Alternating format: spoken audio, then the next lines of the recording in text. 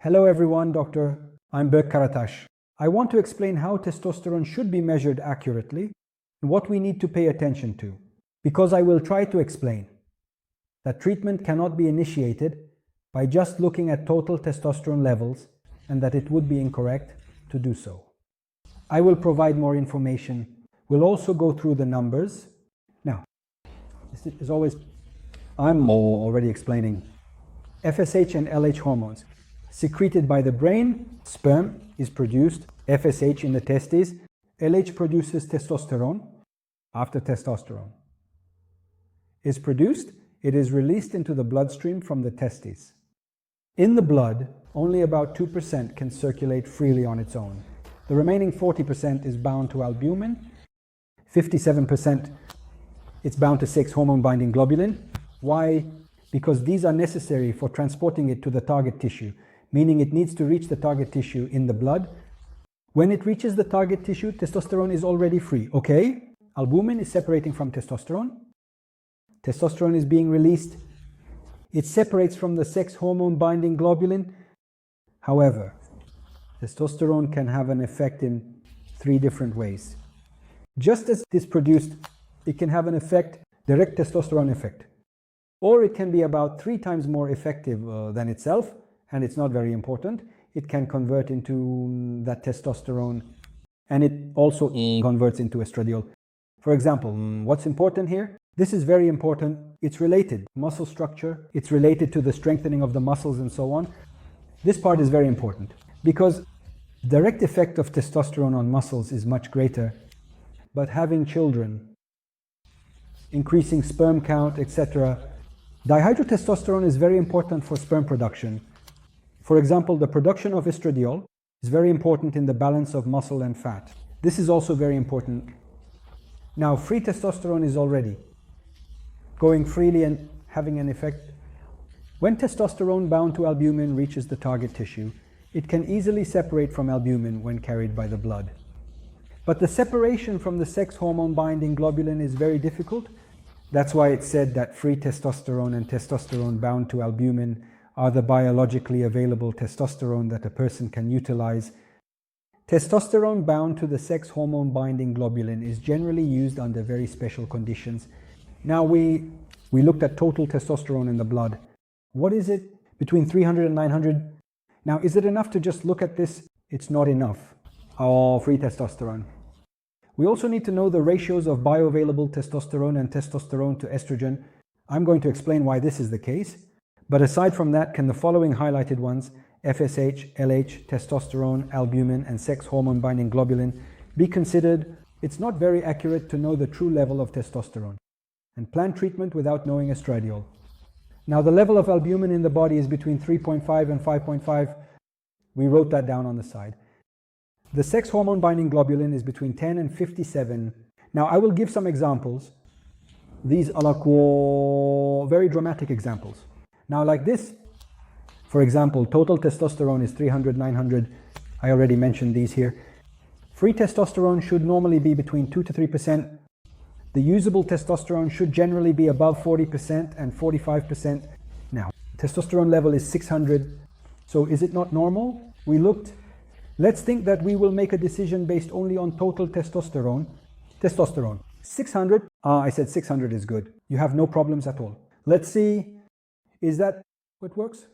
If we don't look at free testosterone and usable testosterone, we could be mistaken. Why? If a person's albumin is, let's say, 4.5 and the sex hormone binding is 30, which is normal, look, 2%, 5%, there's no problem here, but 600, testosterone is still normal.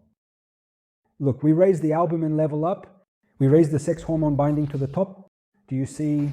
Use the 1.3 to use the 40. So there is a problem here. While this part is normal, there is a problem here.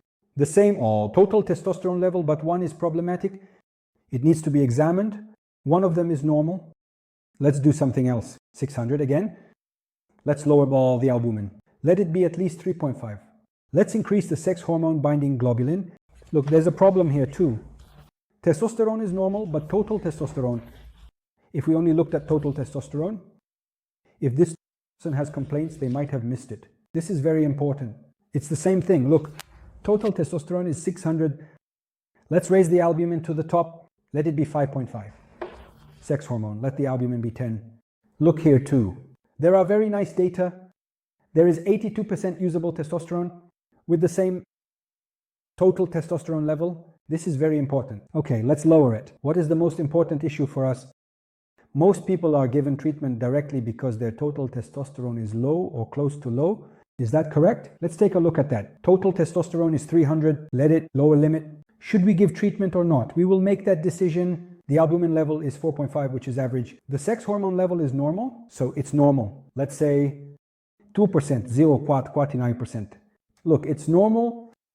So, such a case, monitoring is necessary. It's necessary to monitor rather than treat because it's close to 50%, between 2 and 3.